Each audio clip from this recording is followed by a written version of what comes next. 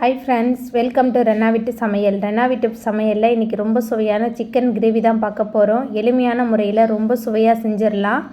அந்த சுவையான chicken gravy எப்படி செய்கிறதுன்னு வாங்க பார்த்துடலாம்.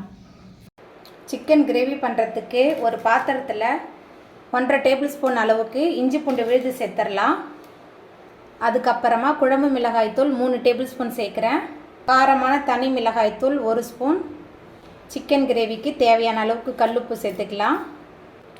2 டேபிள் ஸ்பூன் அளவுக்கு தயிர் சேர்த்துக்கலாம்.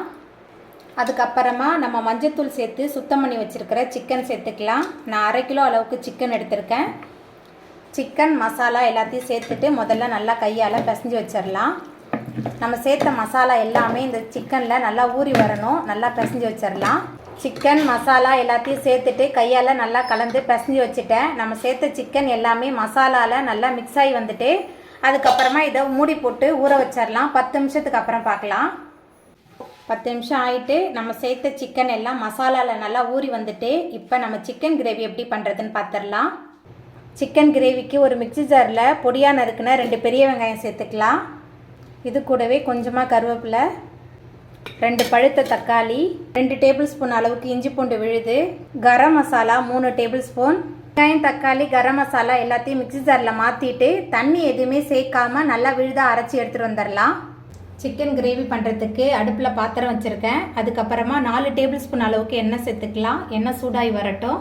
எண்ணெய் சூடாகி வந்துட்டு பொடியாக நறுக்குன 25 சின்ன வெங்காயம் சேர்த்துக்கலாம். சின்ன வெங்காயம் சேர்த்துட்டு நல்லா கலந்து விட்டு வதக்கி விட்டுடலாம். வெங்காயம் நல்லா வதங்கணும். அப்போ தான் சிக்கன் கிரேவி ரொம்ப சூப்பராக இருக்கும். நல்லா வதக்கிடலாம்.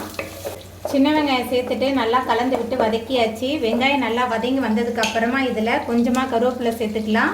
இது கூடவே நம்ம மிக்சியில் சேர்த்து அரைச்ச விழுது சேர்த்துடலாம். மிக்சியில் சேர்த்து அரைச்ச விழுது சேர்த்துட்டு நல்லா கலந்து விட்டு வதக்கி விட்டுடலாம். ஒரே மாதிரி சிக்கன் கிரேவி செய்யாமல் இந்த முறையில் நீங்கள் ட்ரை பண்ணி பாருங்கள். ரொம்ப சூப்பராக இருக்கும். இட்லி, தோசை, அதுக்கப்புறமா தயிர் சாதத்தோடலாம் வச்சு சாப்பிட்றதுக்கு இந்த சிக்கன் கிரேவி ரொம்ப சூப்பராக இருக்கும். வெங்காய விழுது, தக்காளி விழுது எல்லாத்தையும் சேர்த்துட்டு நல்லா கலந்தாச்சு. அதுக்கப்புறமா இதில் நம்ம மசாலா தடவி வச்சுருக்கிற சிக்கன் சேர்த்துக்கலாம்.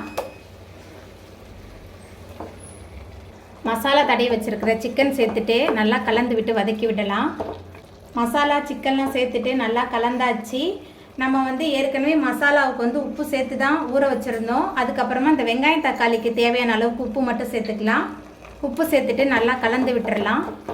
உப்பு சேர்த்து நல்லா கலந்தாச்சு. தண்ணிலாம் எதுவுமே சேர்க்க வேணாம். சிக்கன் தண்ணி விட்டு தான் வேகும். அதுக்கப்புறமா ஒரு மூடி போட்டு வச்சிடலாம். சிக்கன் நல்லா வெந்து வரட்டும்.